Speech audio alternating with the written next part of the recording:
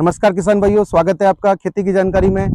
जैसा कि मैंने लास्ट वीडियो में आपसे डिस्कस किया था कि हम लोग कुछ टॉपिक पे बात करेंगे कि इथ्रेल अगर हम लोग दाड़म में ले रहे हैं तो उसका वो काम कैसे करता है, कि अगर हम लोगों ने उसका स्प्रे किया तो वो अगर पत्तियां पीली पड़ती हैं तो क्यों पड़ती हैं, या फिर मैंने आपको लास्ट वीडियो में बताया था कि इथ्रेल कभी भी सिंगल नहीं लेना है, उसमें आपको एमकेपी या कोई फास्फोरस या पोटास का उसमें आपको सोर्स रखना है। उसके पीछे रीजन क्या है कि फास्फोरस क्यों देना है, पोटास क्यों देना है इथ्रेल के साथ में, वो थोड़ा मैं आपको हल्की सी जानकारी दूंगा कि क्यों इंपॉर्टेंस है। तो जैसे कि मैंने बताया कि इथ्रेल हम लोग इसके ऊपर जब स्प्रे करेंगे तो इथ्रेल पड़ने से क्या होता है कि पत्ती आपका पीले पड़ती है। तो पीले पड़ने से क्या होगा कि मैंने आपको पहले ही बोला कि इथ्रेल अपने को देना है कि पौधे में आपका स्ट्रेस बराबर होना चाहिए। तो जिससे क्या होगा, जब हम लोग स्ट्रेस पौधे को देते हैं तो उसमें क्या होता है, जैसे हमारा नई फूड्स जो निकलती हैं वो एक हमारा आपका पीजीआर होता है पौधे के अंदर, आपका जिबरेलिक एसिड, वो क्या है बराबर पौधे में जब तक जिबरेलिक एसिड बनेगा तो नई सूट्स आपका निकलती रहेंगी। जब हम लोग पानी का ब्रेक करते हैं, हम लोग स्ट्रेस देते हैं, तो वो क्या होता है जिबरेलिक एसिड आपका बनना बंद हो जाता है और उस समय एक नया आपका हार्मोन्स है जो आपका बनने लगता है, उसको बोलते हैं एबीए, एब्सिसिक एसिड।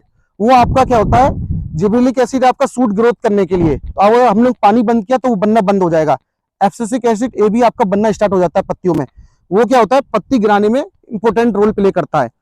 जब हम लोग आपका जो इथ्रेल है आपका पत्ती पे पड़ा, तो इथ्रेल आपका एक आपका टेक्निकल है, उसमें से क्या होगा, इथेफॉन गैस निकलेगी। वो इथोफेन जो गैस है वो पौधे की पत्तियों में पूरी तरह घूमेगी। उसके बाद क्या होगा, उसमें से दो एंजाइम आपके काम करना स्टार्ट करेंगे। एक होता है पैक्टिनेज, एक होता है आपका सेलुलेज।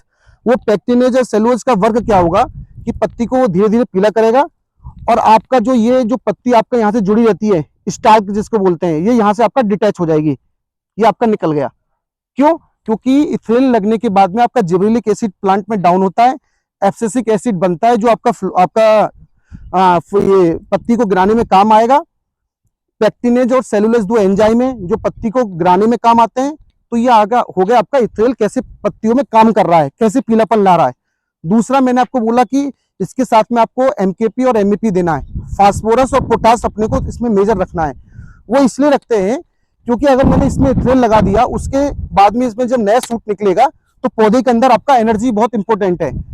हम लोग अगर कुछ बात कर रहे हैं, मैं आपसे बात कर रहा हूँ या फिर मैं भी कोई काम कर रहा हूँ, उसके लिए मेरे को खाने के रूप में एनर्जी चाहिए। तो ऐसे पौधे के अंदर जो एनर्जी बनाने का काम है वो है आपका फास्फोरस का, क्योंकि हमको इसमें इथ्रेल लेने के बाद 7 दिन बाद फ्लावरिंग प्लांट फेंकेगा, तो उसके लिए पौधे में अंदर एनर्जी बहुत जरूरी है। तो हम लोग जब एमकेपी एमईपी का सोर्स सकते हैं फास्फोरस का, तो वो आपका एटीपी एनर्जी आपका डेवलप करेगा आपका सूट्स के अंदर, पौधे के अंदर एनर्जी, तो वो आपका बराबर आपका पौधे को एनर्जी देगा, फ्लावरिंग फेंकेगा या नई सूट निकालेगा। दूसरा जो मैंने आपको बात किया पोटास, पोटास का इंपॉर्टेंट रोल क्या है कि पौधे के अंदर जो भी मूवमेंट होती है खाने की, उसमें सबसे इंपॉर्टेंट रोल है आपका पोटास का, शुगर ट्रांसलोकेशन जिसको बोलते हैं। शुगर ट्रांसलोकेशन मतलब कैसे कि जो आपका कार्बोहाइड्रेट पत्ती से आपका सूट में आएगा, इसमें कड़ी में आएगा, तो इसके अंदर जो मूवमेंट होगी कार्बोहाइड्रेट की वो कौन प्ले करेगा, वो आपका करेगा पोटास।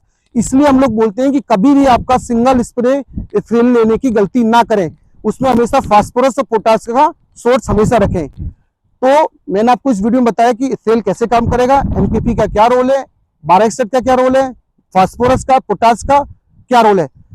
धन्यवाद, थैंक यू। नेक्स्ट वीडियो में मिलते हैं एक अच्छी वीडियो के साथ में।